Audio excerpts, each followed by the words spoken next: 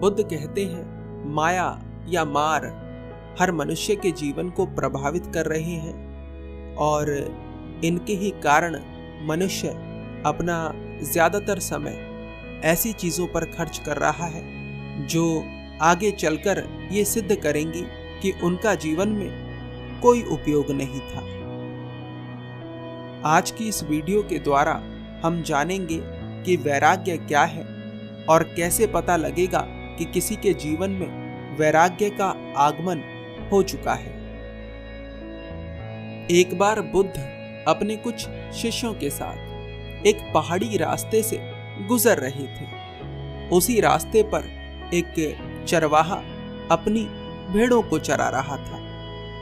बुद्ध को देखकर वह चरवाहा बहुत प्रसन्न हुआ और उसने बुद्ध के सामने आकर उन्हें दंडवत प्रणाम करा और उनसे कहा, बुद्ध, ये मेरा भाग्य है कि आज मुझे आपके दर्शन हुए। आज मैं बहुत प्रसन्न हूँ। जब भी मैं आपकी सभा में आता हूँ तो बहुत अधिक भीड़ होने के कारण मैं आपसे वो प्रश्न नहीं पूछ पाता जो मेरे मन में है, पर आज ये अवसर है कि मैं आपसे अपने मन के प्रश्न पूछ सकूं। तो क्या आप मेरे प्रश्नों के उत्तर देंगे?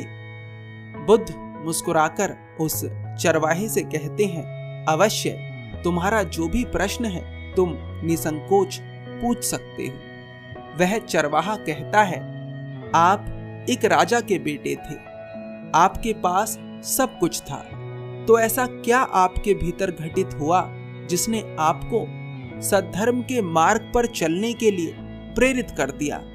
ऐसा क्या आपके जीवन में उतर गया जिसने आपको एक राजा से वैरागी बना दिया? बुद्ध कहते हैं, मेरे हृदय के प्रश्नों ने उत्तरों की खोज पर निकलने के लिए मुझे मजबूर कर दिया और मेरी इस खोज ने मुझे सद्धर्म के मार्ग तक पहुंचा दिया।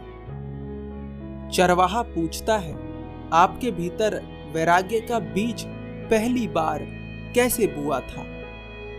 बुद्ध कहते हैं, जब मेरे भीतर ये प्रश्न उठे थे, बीमारी क्या है, मृत्यु क्या है, व्यक्ति बूढ़ा क्यों हो जाता है, पेड़ों से पत्ते सूखकर टूटने क्यों लगते हैं, सुख के बाद दुख क्यों आ जाता है, प्रसन्नता के बाद मातम क्यों छा जाता है, जो हमारे लिए सबसे प्रिय है वह हमें छोड़कर क्यों चला जाता है? जब इस तरह के प्रश्न मेरे भीतर उठने शुरू हुए तो मेरे भीतर इनके उत्तर खोजने की गहन प्यास जगी और उसी प्यास को वैराग्य कहते हैं। चरवाहा पूछता है, परंतु बुद्ध, इस तरह के प्रश्न तो मेरे भीतर भी उठे हैं, पर मेरे भीतर वैराग्य उत्पन्न क्यों नहीं हुआ? बुद्ध कहते हैं, तुम्हारे भीतर वैराग्य उत्पन्न इसलिए नहीं हुआ क्योंकि तुमने इन प्रश्नों पर चिंतन नहीं करा। तुम्हारे भीतर ये प्रश्न उठे और उसके बाद तुमने इन्हें अनदेखा कर दिया। तुम उस दौड़ में लग गए जिसमें मन तुम्हें लगाए रखना चाहता है। तुम कहीं और सुख खोजने लगे। तुम्हें लगा कि किन फालतू के प्रश्नों में फंस रहा हूं, छोड़ो ये सब बकवास, आनंद तो वो करके मिलेगा। मन निरंतर मनुष्य को विषयों में भटकाए रखता है। मनुष्य के भीतर सार्थक प्रश्न उठते तो हैं, परंतु मन के प्रलोभन के कारण वह उन प्रश्नों को अनदेखा कर देता है और विषयों की तरफ भागने लगता है। ये जीवन बहुत बहुमूल्य है। इसका मूल्य जीवन के अंत में समझ आता है जब मनुष्य रोता हुआ मरता है। चरवाहा कहता है, बुद्ध, आप सत्य कह रहे हैं। बुद्ध उस चरवाहे से पूछते हैं, अच्छा मुझे बताओ, तुमने जीवन में अब तक ऐसी कौन कौन सी सार्थक चीजें करी हैं जो जीवन भर तुम्हारे काम आने वाली हैं? चरवाहा सोचता रहता है पर उसके दिमाग में ऐसा कुछ भी नहीं आता। चरवाहा कहता है, बुद्ध, मुझे तो ऐसा कुछ भी याद नहीं आ रहा जो सार्थक हो और जो जीवन भर काम आए। बुद्ध कहते हैं, अब तक कोई सार्थक कार्य नहीं करा है तो अब करो, क्योंकि जन्म का दिवस तो सबको याद होता है, लेकिन मृत्यु का दिवस कौन सा होगा ये कोई नहीं जानता मित्र। इस जीवन के बहुमूल्य समय को मत गवाओ, इसका सदुपयोग कर लो।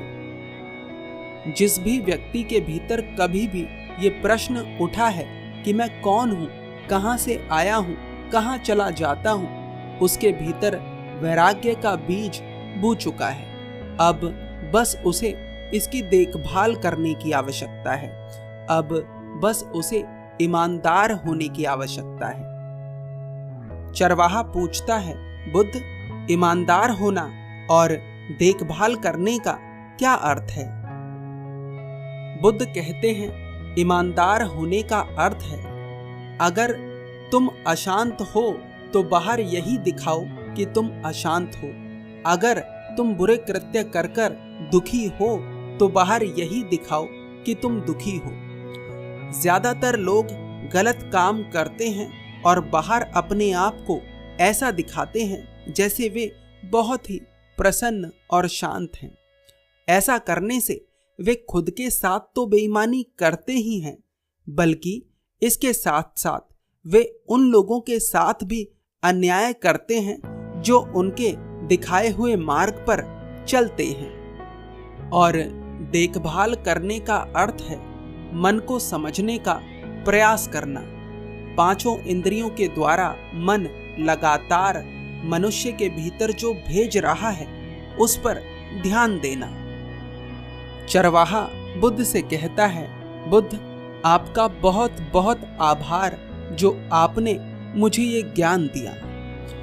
बुद्ध कहते हैं, ये ज्ञान तभी ज्ञान है जब इसे तुम अपने जीवन में उतार लोगे, नहीं तो ये केवल शब्द मात्र थे। इतना कहकर बुद्ध अपने मार्ग में आगे बढ़ जाते हैं।